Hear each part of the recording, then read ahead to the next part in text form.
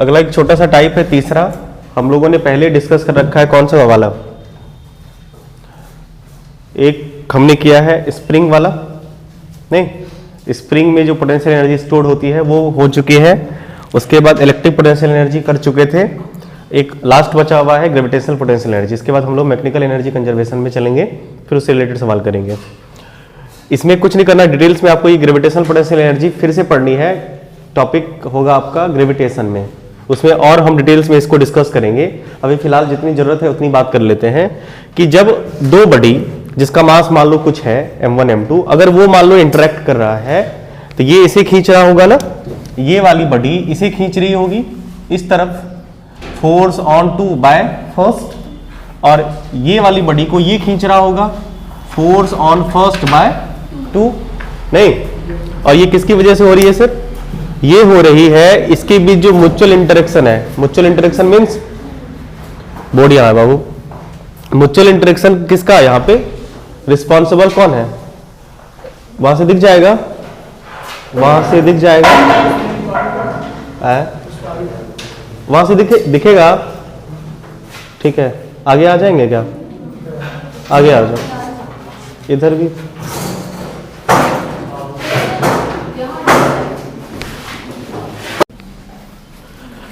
Details में लोग discuss करेंगे ग्रेविटेशनल पोटेंशियल एनर्जी को हम लोग ग्रेविटेशन में। अभी फिलहाल बस शॉर्ट व्यू देते हैं इसका कि जब दो बॉडी या पार्टिकल भी हो सकते हैं जिसके पास कुछ ना कुछ मास होगा, जब वो म्यूचुअल इंटरेक्शन किसके इंटरेक्शन, ग्रेविटेशनल फोर्स के इंटरेक्शन की वजह से इंटरेक्ट करेगा, मतलब ये इसे खींचेगा, ये इसे खींचेगा। देखो पोटेंशियल एनर्जी एक तरह से वही चीजें होती है कि जब आप किसी चीज को खींचते हैं उसकी सेपरेशन मतलब उसके कॉन्फ़िगरेशन में चेंज आती है तो उसमें एनर्जी स्टोर होती है। आपको सीधी सी बात ये चीजें फील करने वाली बात है कि जैसे एक बॉडी यहां पे है और दूसरी एक बॉडी m2 मास की है, ये इसे खींचना चाहेगा और आपको इसे होल्ड करके रखना है इस सेपरेशन पे, तो आपको कुछ वर्क करना पड़ेगा और वो वर्क ही इस बॉडी में पोटेंशियल एनर्जी के फॉर्म में स्टोर हो जाती है। इन जनरल ये सब होता है, वो स्प्रिंग के साथ होता है कि भाई स्प्रिंग को आपको एक्स सेपरेशन, जैसे अब नेचुरल लेंथ है स्प्रिंग का, उसको अगर आपको एक्स सेपरेशन तक एलोंगेट करना होता है तो आपको वर्क करना पड़ेगा, नहीं। और वो जो वर्क आप कर रहे हैं वही वर्क उसमें स्टोर हो जाती है एज अ पोटेंशियल एनर्जी, उतनी ही मैग्नीट्यूड की। या अगर आप उसको कंप्रेस करते हैं तो कंप्रेस करने में आपको वर्क करना पड़ा होगा, तो वो जो वर्क होगा वही वर्क उसमें as a potential energy store हो जाती है। आपने जो वर्क करा खींचने में, रस्सी को तीर से खींचने में जो आपने वर्क करा होगा ना, वही वर्क इस स्ट्रिंग में पोटेंशियल एनर्जी के फॉर्म में स्टोर हो जाती है, फिर छोड़ते हैं ये आगे उसी एनर्जी के साथ जाती है। तो जहां भी ऐसा सेंस आएगा पोटेंशियल एनर्जी स्टोर तो होगी ही होगी, क्लियर है। और एक बात कभी नहीं भूलना है कि पोटेंशियल एनर्जी सिर्फ डिफाइन है किसके लिए सर? कंजर्वेटिव फोर्स के लिए। कंजर्वेटिव फोर्स के लिए पोटेंशियल एनर्जी सिर्फ डिफाइन है किसके लिए? कंजर्वेटिव फोर्स के लिए, ठीक है, गुड। और तीन टाइप के कंजर्वेटिव फोर्स अभी फिलहाल हमें पढ़ने हैं, नहीं स्प्रिंग वाला स्प्रिंग फोर्स, ग्रेविटेशनल फोर्स जो भी पढ़ना है, और इलेक्ट्रोस्टैटिक 12th में। अगर हम बात करें in general gravitational potential energy G m1 m2 by r square नहीं r होता है। फॉर्मूला वैसे डेरिवेशन की जरूरत नहीं है, ये फॉर्मूला पे ज्यादा आपको काम भी नहीं करना, आपको तो मेनली ये फॉर्मूले पे काम करना है। अभी फिलहाल ये देख लो कि हमने आपको क्या कहा कि भाई हम चाहते हैं कि m2 के पास कितनी पोटेंशियल एनर्जी स्टोर हुई। सीधी सी बात है कि जब m2 को हम लोग r सेपरेशन पे रखना चाहेंगे तो ये इसे खींचना चाहेगा इस फोर्स के साथ, बोलो ये चाहेगा कि m2 को अपनी ओर खींचे, किस फोर्स के साथ? F21 के साथ। और हम चाहते हैं इसे यहीं बनाए रखने के लिए, तो आपको उतने ही मैग्नीट्यूड का फोर्स अपोजिट डायरेक्शन में लगाना पड़ेगा। भाई कोई इसे इधर खींच के ले जाना चाहता है और आप चाहते हैं कि ये इधर नहीं जाए, तो आपको अपोजिट डायरेक्शन में कम से कम उतने ही मैग्नीट्यूड का फोर्स रखना पड़ेगा, नहीं रखना पड़ेगा? मतलब आपको इस बॉडी पे m2 मास पे एक फोर्स लगाना पड़ेगा एक्सटर्नल, और ये एक्सटर्नल फोर्स इस बॉडी को r सेपरेशन के बनाने के लिए रिस्पॉन्सिबल है। तो आपको करना पड़ा एक्सटर्नल वर्क, जो कि एक्सटर्नल फोर्स इंटू डिस्प्लेसमेंट के बराबर होगा। और ये फोर्स कितना होगा सर? ये उतना ही फोर्स होगा जितना फोर्स ये होगा, और ये फोर्स आपको पता है कितना होता है? G m1 m2 by r square, यही एक्सटर्नल फोर्स के बराबर होगा। साइन के बाद हम लोग अभी नहीं करेंगे, अपोजिट होगा ऐसे भी। तो external force in short G m1 m2 by r square और यहां पे आर, एक आर कट्टो कट्टो, देखो यही work done in the form of gravitational potential energy के फॉर्म में स्टोर होती नहीं होती है। बिल्कुल कितना हो गया जी m1 m2 by are. Derivation नहीं पूछना, आपको समझना है कि कैसे वही एक्सटर्नल वर्क पोटेंशियल एनर्जी बन जाती है m2 में स्टोर्ड। ठीक है, चलो अगर ऐसा हो रहा हो तो अभी फिलहाल जो आपको पढ़ने हैं वो अर्थ से कुछ हाइट पे ले जाने में बॉडी में कितनी पोटेंशियल एनर्जी स्टोर होती है, mgh। देखो जनरल फॉर्मूला ये है सर, ठीक है, जनरल फॉर्मूला ये बन जाएगा। जैसे देखो अगर मान लीजिए आप अर्थ से ऊपर ले जा रहे हैं h हाइट पे, तो सिंपल सी बात है कि अगर इस फॉर्मूले को कंसीडर करें तो बनेगा क्या, जी m1 m2 बाय r। अब r क्या है, r इन दोनों ब्लॉक के बीच का डिस्टेंस, इन दोनों ब्लॉक के बीच का डिस्टेंस, तो डिस्टेंस तो अब h प्लस r हो गया ना, h प्लस r हो गया ना। और इसी को फिर तोड़ा जाता है, एक्सपेंड करते हैं हम लोग, और एक्सपेंड करने के बाद रिजल्ट क्या आ जाता है आपको पता है। ये वाला एक्सपेंशन अभी नहीं करेंगे, जब इसे आप या तो ये यूज करें या तो ये यूज करें, ये कैलकुलेटेड फॉर्म है तो आपका कुछ टाइम बचाएगा। इससे अगर ये यूज करेंगे तो ये कैलकुलेटेड फॉर्म है, आपका ये टाइम सेव करेगा, तो इसे यूज करें। लेकिन हमेशा नहीं, जब आपको ये सेंस आए कि आपने क्या किया है, आपने जो ये हाइट करी है ना, मतलब ब्लॉक को बहुत ऊपर नहीं ले गए, नहीं समझे, ज्यादा 1-8 किलोमीटर 2 किलोमीटर ऐसे ले गए, लगभग 5% 10% के आसपास। 5% इन जनरल कहा जाता है किताबों में कि 5%, जैसे 6400 किलोमीटर का 5% कितना होगा, 5000 का 5%। बहुत सुंदर, रहने देते हैं, क्या झूठ मूठ का सुबह सुबह है ना सुनाना ठीक नहीं रहता है। समझ जाते हैं ना कि 5%, अगर मान लो फुर्सत मिलेगा आपको, टाइम होगा, तो समझ जाएंगे ना कि 100 का 5% का मतलब 5 होता है बाबू। ठीक है, इन शॉर्ट समझ लीजिए ये 5% के बिलो ये काम करेगा आपका।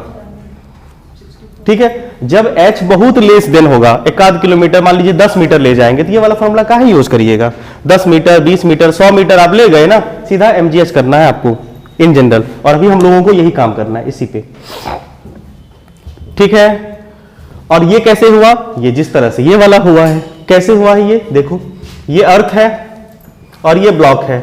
मान लीजिए ये हाइट है आपका h, बहुत नजदीक वाला, तो कुल मिला के h मान लेते हैं, चलेगा, h हाइट ऊपर ले गए। अर्थ ने इसे अपनी ओर खींचने में वर्क करना पड़ा होगा इसको, या आपको इसे ऊपर ले जाने में वर्क करना पड़ा होगा। क्यों, क्योंकि भाई अर्थ चाहेगा इसे खींचने के लिए, आप चाहते हैं कि अर्थ ना खींचे, आपको h सेपरेशन बनाए रखना है, तो आपको एक्सटर्नल वर्क करना पड़ा ना, तो वो एक्सटर्नल वर्क अपोजिट में हुआ। एक्सटर्नल वर्क की वजह से एक्सटर्नल फोर्स की वजह से एक्सटर्नल वर्क हुआ, और यही एक्सटर्नल वर्क इसमें स्टोर हो जाती है पोटेंशियल एनर्जी। और आपको पता है कि ये एक्सटर्नल जो वर्क हुआ है वो फोर्स इनटू डिस्प्लेसमेंट, डिस्प्लेसमेंट आप बनाए रखना चाहते हैं कितना h, और ये h f किसके बराबर हो जाएगा, ये f जनरली किसके बराबर होगा बाबू, आपको पता है कि ये f होता है जी m1 m2 by r square, और यही होता है f बराबर ma के, और यहां पे f बराबर mg के, mgh। ग्रेविटी के लॉ नहीं, जब आप इसको ग्रेविटी के अगेंस्ट आप वर्क करेंगे, इसको कहा जाता है work done against gravity, mgh को work done against gravity, negative sign लगा देंगे। ये कौन कर रहा है वर्क, आपने, और अगर अर्थ का होगा तो इसमें नेगेटिव लगा देंगे, क्योंकि देखो अर्थ नीचे पुल कर रहा है और आप ऊपर ले जाएं, तो डिस्प्लेसमेंट ऊपर हो रहा है, नहीं अर्थ के लिए डिस्प्लेसमेंट का डायरेक्शन ऊपर और अर्थ फोर्स का डायरेक्शन नीचे, तो अर्थ के लिए ये नेगेटिव साइन कैरी करेगा। ठीक है, ये हम लोग बात नहीं करेंगे फिलहाल, बस ये फॉर्मूले हो गए आपके। एक चीज और यहां पे समझनी है कंपटीशन पॉइंट ऑफ व्यू से, इसका ग्राफ। आप ये बताइए, जब आप ब्लॉक को ऊपर ले जा रहे हैं, वर्क डन अगेंस्ट ग्रेविटी कर रहे हैं, क्या ब्लॉक का हाइट अर्थ से चेंज हो रहा है, हाँ। पोटेंशियल एनर्जी आ रही है धीरे धीरे, हाँ। काइनेटिक एनर्जी भी आ रही है धीरे धीरे, है ना, बिल्कुल। आप एक सिचुएशन एज्यूम करिए,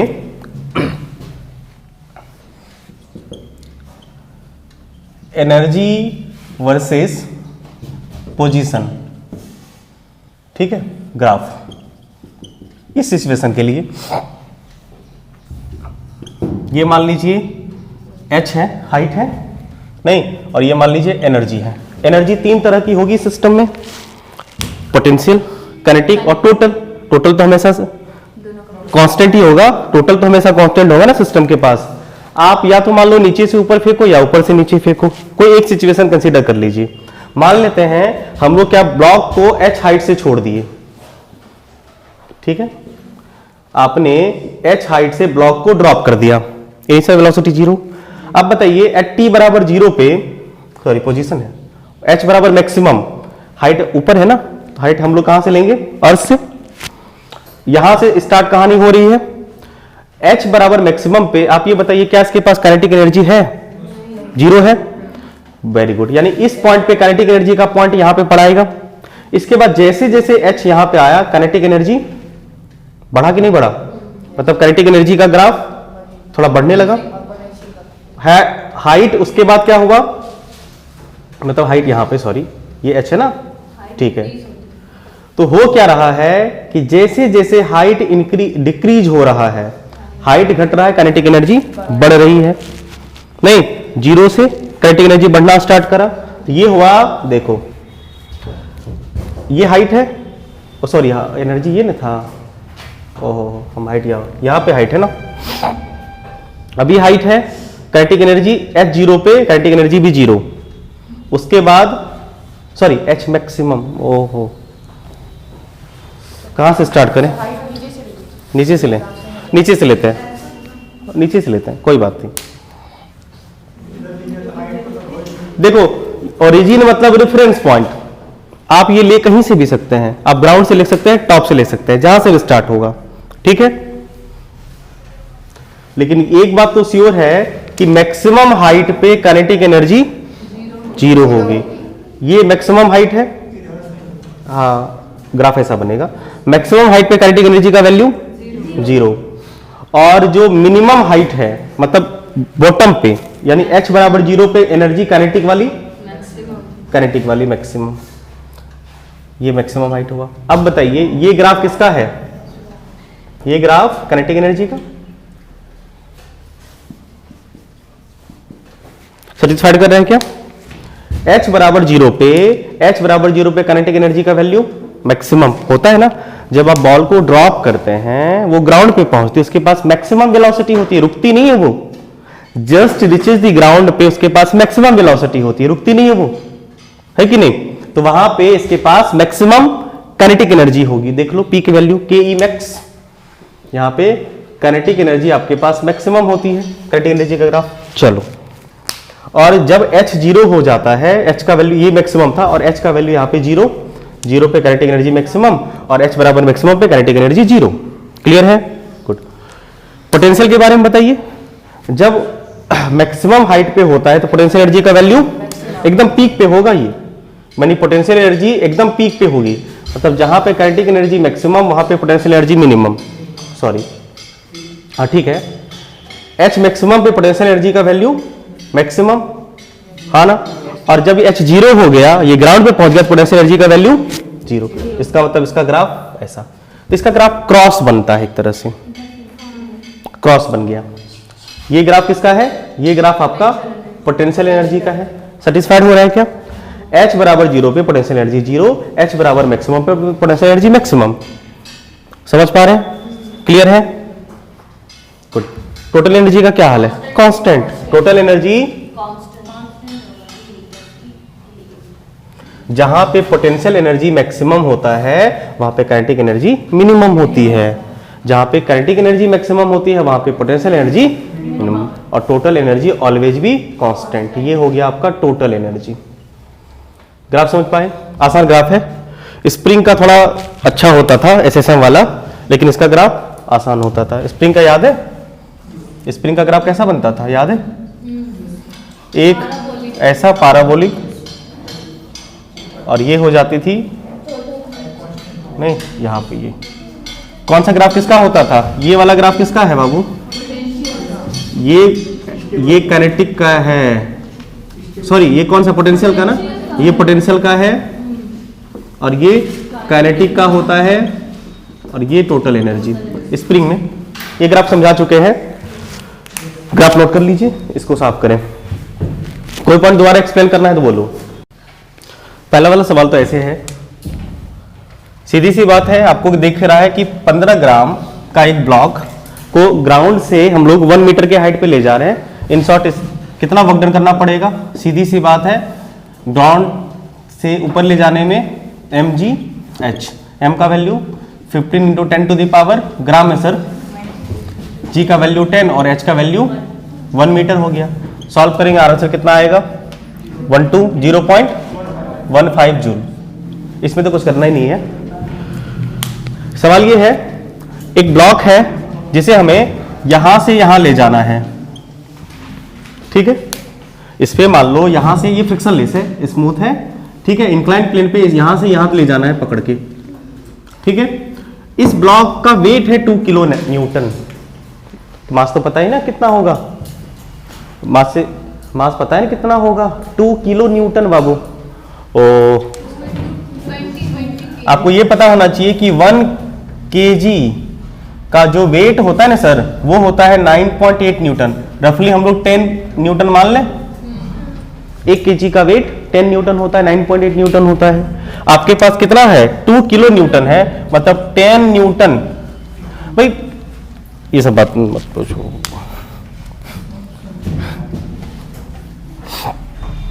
जी से डिवाइड कर दीजिए, केजी में कन्वर्ट हो जाएगा। भाई W बराबर mg होता है ना सर, m बराबर W बाय जी कर दीजिए, काम खत्म। वेट कितना है यहाँ? 2 इंटू 10 टू द पावर 3 और g का वैल्यू 10, तो हुआ ना 2 into 10 to the power 2 kilogram बाबू। ऑप्शन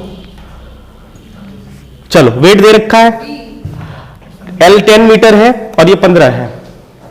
हमको क्या करना है, जब भी इंक्लाइन प्लेन हो, रेंडम, अगर वर्क डन अगेंस्ट ग्रेविटी होगी, ध्यान समझिए, फिर से बता रहे हैं, अगर पाथ ऐसा हो ऊपर ले जाने का,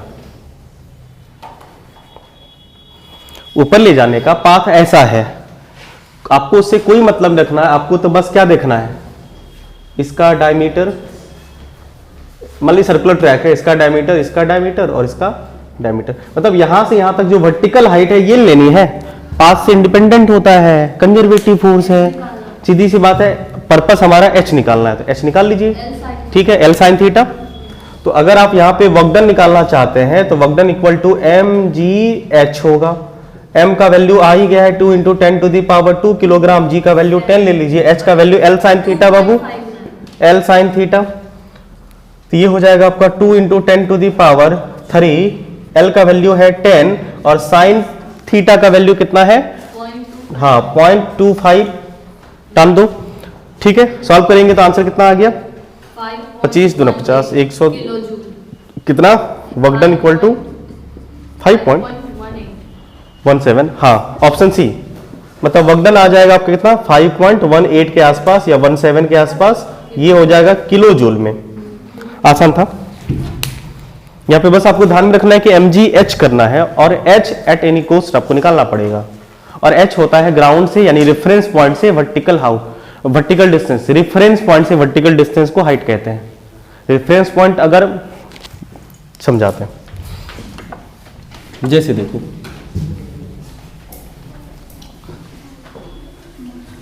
यहाँ पे h को लेके 2-3 बातें हैं। एक बात तो अभी हम बता रहे हैं, एक बात सवाल के माध्यम से समझाएंगे आपको कि h का क्या मामला है।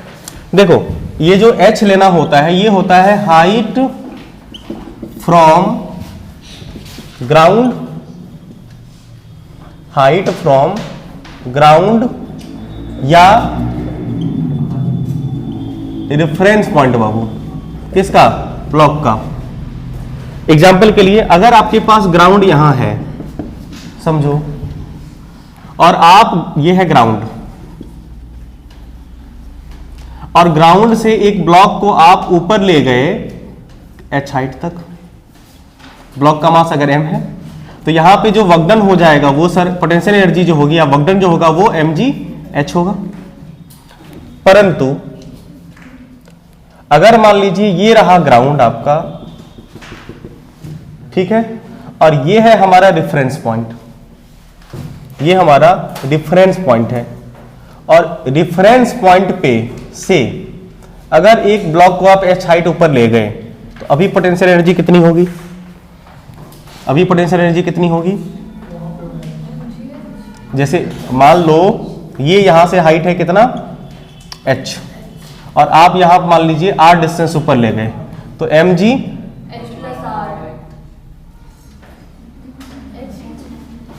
फ्रॉम रेफरेंस पॉइंट, अगर रेफरेंस पॉइंट वहां लिए हैं तो। अब ये सवाल से ये क्लियर होगा, क्वेश्चन में अगर ऐसा स्पेसिफाई रहेगा कि आपको रेफरेंस पॉइंट से ले जाना है या ग्राउंड से ले जाना है, मतलब ओवरऑल इसमें जो पोटेंशियल एनर्जी अर्थ की वजह से अगर हुई है, स्टोर तो अर्थ की वजह से ही होगी ना ग्रेविटी में, तो यहाँ पे h minus r, sorry h ही होगा अर्थ की वजह से ना। अब बाबू हाँ तो भाई क्या बोलेगी, अगर आपको डिफरेंस पॉइंट के रिस्पेक्ट में पूछेगा mgr नहीं बता रहे हैं, और अगर अर्थ के रिस्पेक्ट में पूछेगा तो mgh ही चलेगा। ठीक है, ध्यान रखिएगा, क्योंकि रेफरेंस पॉइंट का पोटेंशियल जीरो नहीं, जैसे अर्थ के बेस पे पोटेंशियल जीरो, रेफरेंस पॉइंट अगर इन्फिनिटी पे था जीरो, किसी भी रैंडम पॉइंट पे अगर आप रिलेट किया तो वहां पे पोटेंशियल जीरो होगा। खैर आइए कुछ बढ़िया लेवल वाला सवाल करें, बढ़िया सवाल करें। क्वेश्चन नोट करते हैं।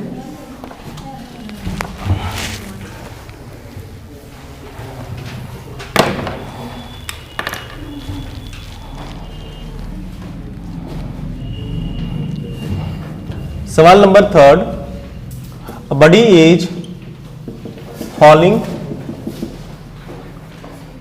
Under gravity,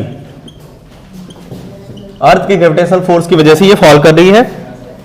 when it loses a gravitational potential energy by you, मान लीजिए, ठीक है, its speed is v, the mass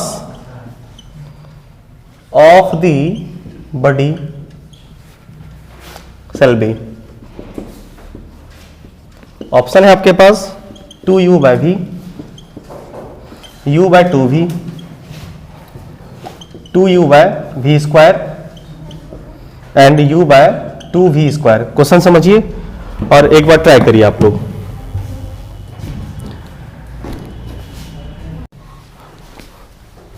सी, कुछ नहीं करना है भाई, जितनी पोटेंशियल एनर्जी में फॉल होगी उतनी काइनेटिक एनर्जी आती है ना, सीधी सी बात है। वही पोटेंशियल काइनेटिक बनती नहीं बनती है, तो मतलब पोटेंशियल बराबर काइनेटिक हाफ mv स्क्वायर, नहीं ट्रांसफर होगी ना उतनी काइनेटिक वेलोसिटी, उसी पोटेंशियल फॉल की वजह से बोली वी आई है बाबू। जितना पोटेंशियल में लूज मतलब फॉल हुआ है उसकी वजह से वी पोटेंशियल आई है, सॉरी वी वेलोसिटी आई है, मतलब half mv square kinetic energy आई है। कुछ नहीं, बस v m पूछ रहा था सर, तो m equal to 2u by v square,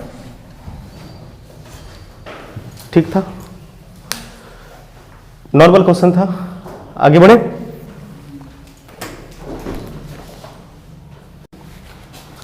आसान सवाल है, एक कुआं है भाई, है ना, रेडीमेड तैयार कर दिया है कुआं, कभी अगर इच्छा करे तो कूद सकते हो, लेकिन चिंता मत करो, 10 मीटर पानी है इसमें, डेप्थ है कुएं का 10 मीटर। क्या लगता है चांस है 10 मीटर में डूबने का? हाँ, अरे तुम्हारा हाइट कितना मीटर होगा? मीटर नहीं होता है वो, फिट होता है बाबू, 2 मीटर, 6 मीटर मतलब हो गया आपको 20 फीट, तो 5 फीट, हाँ हाँ ठीक है, मतलब काफी है पानी डूबने के लिए, कुआं गहरा है, ठीक है। फिलहाल अभी कुछ नहीं करना है ऐसा, ठीक है, और ये सब भावना मन में आनी भी नहीं चाहिए, जिंदगी है जियो, ठीक है। और अगर ज्यादा दिक्कत हो रहा है तो कुछ नहीं करना, मेरे पास आना, सारा लिवर किडनी ये सब निकाल उकाल के यूज कर लेंगे, मान लो ऐसे ही बेकार ही जाएगा। नहीं हाँ हाँ तो हम मान लो बाद में जैसे आप मान लो कुछ दिन बाद पढ़ाना वढ़ाना छोड़ रहे हैं, मतलब छोड़ देंगे, तो जब मान लो छूट गया ऐसा कुछ हुआ तो फिर बाद में क्या करेंगे, कुछ उस लायक तो बचेंगे नहीं, तो यही सब बेच बाच के खाएंगे। हाँ ना ना ना बिल्कुल नहीं, ये तो ऐसे मन में था मेरा इसलिए बोल दिए, लेकिन ऐसा हम सोचते नहीं है। देखो भाई, एक mass of bucket containing water 10 kg, बाल्टी के साथ जो बाल्टी में पानी होगा वो 10 kg पानी भर सकता है। नहीं, कुएं में मान लीजिए पानी भरा हुआ है, ठीक है, इस बाल्टी में 10 kg पानी भर सकता है। इसे तुम्हें इस 10 मीटर के कुएं से ऊपर खींचना है। भाई ये बहुत छोटा बाल्टी है, इसके रिस्पेक्ट ऊपर खींचना है तुम्हें, लेकिन प्रॉब्लम है क्या कि बाल्टी में ना छोटा सा छेद है, नहीं, और इस होल से ना पानी गिरता है। भाई फटा हुआ बाल्टी से पानी खींचोगे तो बाल्टी से पानी कुछ तो गिरेगी ना। इतना पानी गिर गया कि ये जब ये टॉप पे बाहर निकला तो इसके पास 2 kg पानी घट चुका था। कुल मिला के यहाँ पे पानी कितनी है, 8 किलोग्राम। क्या हुआ होगा तुम जानो, वक्तन कितना होगा, वेरिएबल वक्तन होगा, और क्या होगा, नहीं तब, लेकिन उतना टेंशन नहीं लेना है। क्वेश्चन समझ गए, आंसर कितना होगा इसका, क्या करना था इसमें, सीधा करना था, क्या MGH, बहुत सुंदर, सीधा कर दिए, और आंसर कितना आया आपका। बड़े दुख के साथ कहना पड़ रहा है कि गलत है। अभी अभी तुरंत हमने कहा है कि भाई वेरिएबल वक्तन होगा। भाई यहां पे पूरा 10 kg अगर है तो पूरा का पूरा 10 kg पे MGH करोगे। भाई कुछ हाइट ऊपर गई है तो कुछ तो मास घटा है ना, क्या उतने मास पे 10 kg पे वर्क हो रहा है ना, मास तो घट रहा है, मास तो घट रहा है ना, कैसे MGH कर सकते हैं आप लोग। तो ये कुआं आपके लिए ठीक है, हाँ सही था, सवाल भी सही था, और आपको तो कूद ही जाना चाहिए, नहीं पानी हो तब भी मर जाओ। सीधा सा MGH ढक देंगे कुएं को, ऑक्सीजन वैक्यूम बना देंगे, कमाल करते हैं भाई। देखो सीधी सी बात है कि जब ये यहां पे होगा, भाई सिंपल सी बात, जब ये यहां पे होगा, आपको सबसे पहला क्लास अगर याद होगा पोटेंशियल एनर्जी का, तो बस एक शब्द बोले थे, वर्क डन बराबर चेंज इन पोटेंशियल एनर्जी। काहे टेंशन लोगे, अरे क्या बोले थे, कहां पे बोले थे, पोटेंशियल में। हम अभी क्या बोले, स्टार्टिंग क्लास पोटेंशियल का, work done by conservative force change in negative of work done by conservative force change in potential energy होता था। आपको बीच में क्या हुआ, क्या मतलब, कुछ हो हमें इनिशियल और फाइनल से मतलब चेंज निकाल लो, उतना ही वर्क डन होगा, 0 आएगा। बढ़िया है, इसी को ले जाना सब कुएं से पानी खींचने, कोई काम नहीं होगा फ्री में, नो वर्क डन, ऐसा ही कोई चीज। क्या भाई दिमाग, अरे भाई इनिशियल पोटेंशियल कितना है, MGH, MGH M10 G10 और H,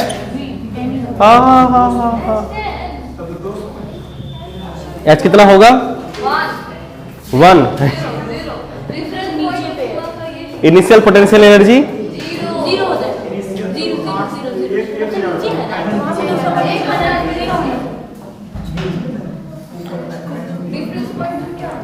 अब तुम्हें बताओ। हाँ अरे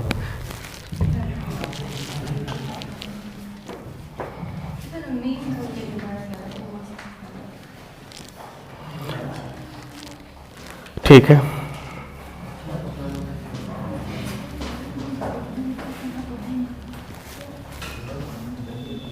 सवाल में लास्ट में ये पूछा, what is the working resistance fund, what is the work done in pulling bucket है बाबू, है ना, सही है, what is the work done in pulling bucket.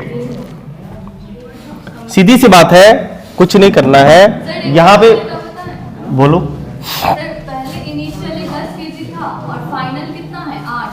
Change in मास, एक के बात है बाबू, work done by conservative force equal to change in potential energy, final minus initial होता है।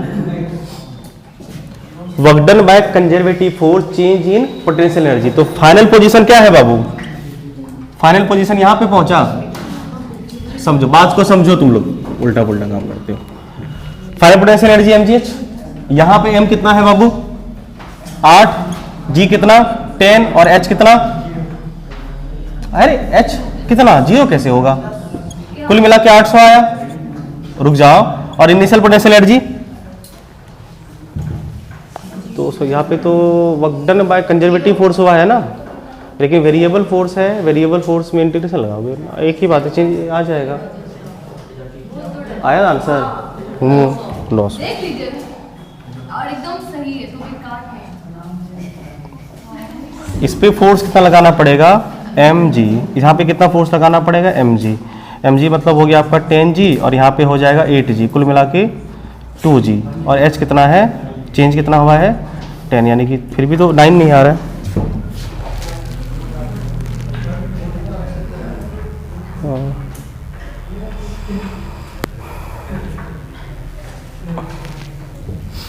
देखो इसको दो तरीके से कर सकते हो, मीन मास निकाल,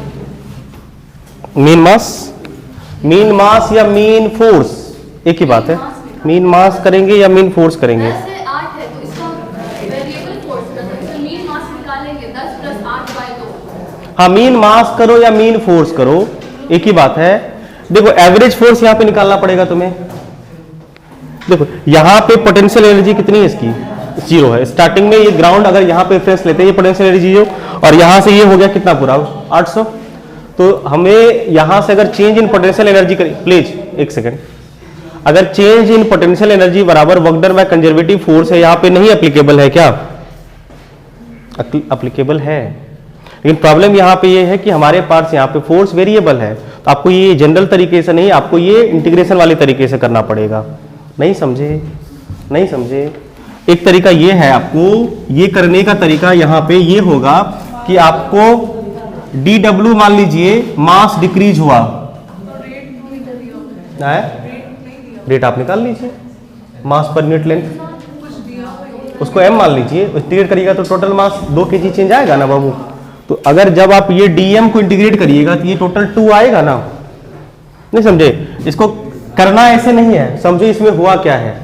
इसमें ये हुआ है कि रेट ऑफ चेंज इन मास कितना है, dm चेंज हो रहा है, मतलब ये हुआ कि इस dm मास को h हाइट तक ऊपर ले जाने में dw वर्क हुआ। dm मास को थोड़ा सा हाइट मान लीजिए x हाइट या dh हाइट ऊपर, क्यों बात कर रहे हो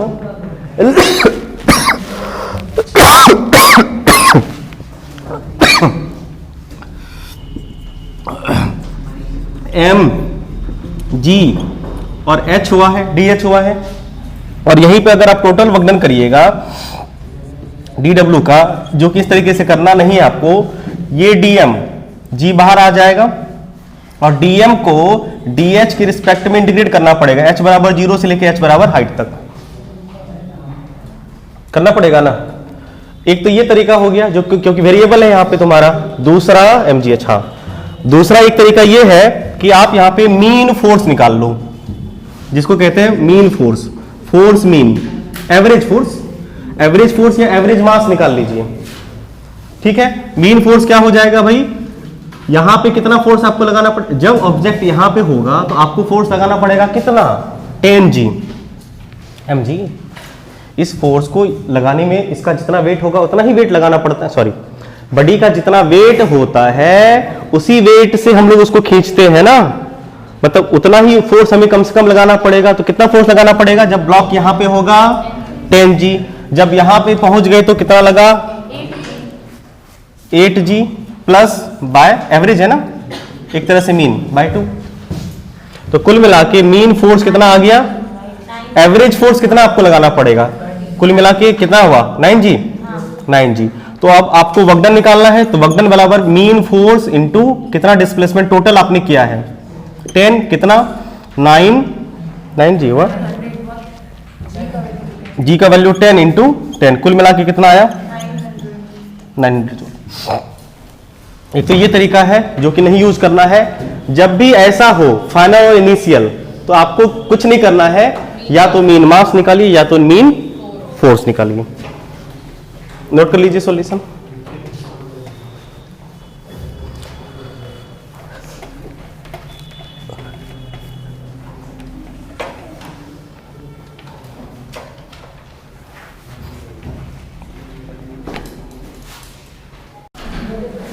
आप हमें ये बताइए कंसेप्ट क्या है समझना अगले सवाल के लिए। जैसे मान लीजिए ये ग्राउंड है,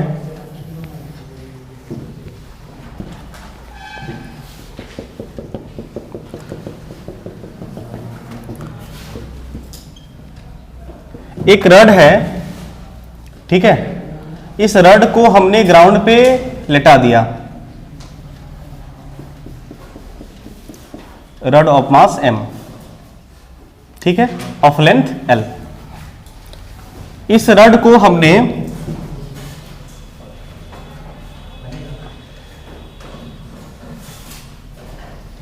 ऐसे ग्राउंड पे एडजस्ट कर दिया है, मास m, लेंथ इसका l, और इसी रड को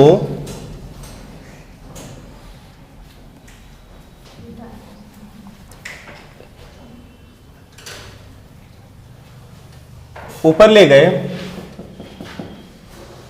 मास m, लेंथ l। तीनों केस में पोटेंशियल एनर्जी बताइए, सेम होगा क्या? इस केस में इसके पास पोटेंशियल एनर्जी जीरो, कारण ग्राउंड से कोई डिस्टेंस नहीं। इस केस में इसके पास पोटेंशियल एनर्जी mg, इस केस में इसके पास पोटेंशियल एनर्जी कितनी mg, mg,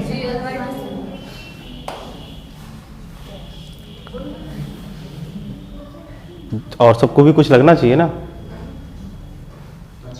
क्या लग रहा है? mg l के mg l/2, क्यों बोलो? याद रखिएगा जब भी हाइट लेनी हो, एक्सटेंडेड ऑब्जेक्ट होगी उसका सेंटर ऑफ मास से लेंगे हाइट, क्लियर है? और सेंटर ऑफ मास क्या होता है अगले वाले टॉपिक में पढ़ेंगे, चिंता नहीं करना है। एक ये समझिए कि बीच वाला हिस्सा, फिलहाल ये समझ लीजिए बीच वाला हिस्सा, ठीक है? हाँ, मतलब इसका जो पूरा लेंथ है, बताइए इसका बीच वाला हिस्सा कौन सा होगा सर? इसका बीच वाला हिस्सा का l/2 होगा ना, तो आपको h की जगह पे क्या यूज करना है? बीच वाला। मास पूरा लगेगा, मास पूरा चलेगा, तो ये हो जाएगा mg l/2, समझ पाए? यानी कि हाइट लेंगे एक्सटेंडेड बॉडी का फ्रॉम सेंटर ऑफ मास, इसका बताइए mg, ये मान लीजिए अगर हाइट h है, इसका mg h ही होगा, पक्का? अगर ये बात आप लोग समझ गए भली बात ही, तो बताइए ये वाला सवाल, ग्राउंड है, ये l लेंथ का रड है, जिससे पूछेंगे वो बताओगे, मास m, लेंथ l, और ये हाइट है h, जिससे पूछेंगे वो बताओगे, प्लीज इसको बताइए इसकी पोटेंशियल एनर्जी कितनी होगी?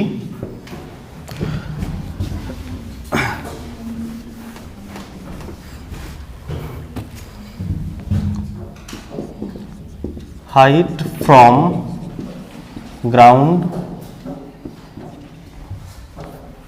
ऑफ एन एक्सटेंडेड बॉडी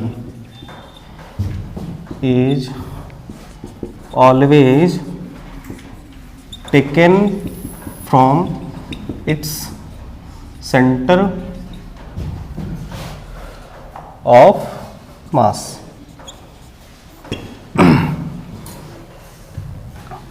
ये बात ध्यान में रखिएगा, इस पे बनते हैं अच्छे सवाल। सबका ये हो गया है, सबका हो गया,